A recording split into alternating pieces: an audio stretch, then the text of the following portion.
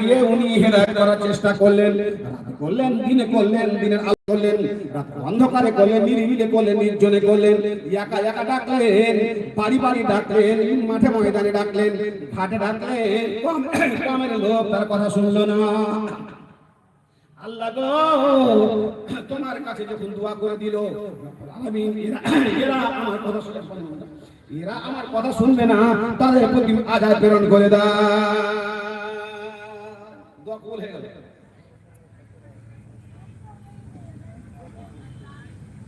দোয়া কবুল হয়ে গেল।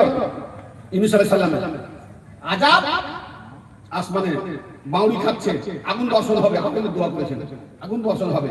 আর ওর কমেরা তখন বুঝতে পারছে আযাব চলে এসেছে, তখন তারা বলছে লিখান্নাহুম মিনাল আযাবিল আদনা দুনাল আযাবিল আকবারে। আল্লাহ তুমি মানুষকে ঝটকা দিয়ে থাকো, বিপদে ফেলে থাকো, সামনে পরীক্ষা নিয়ে থাকো, তুমি বালাতে ফেলে থাকো, মুসিবত দিয়ে থাকো।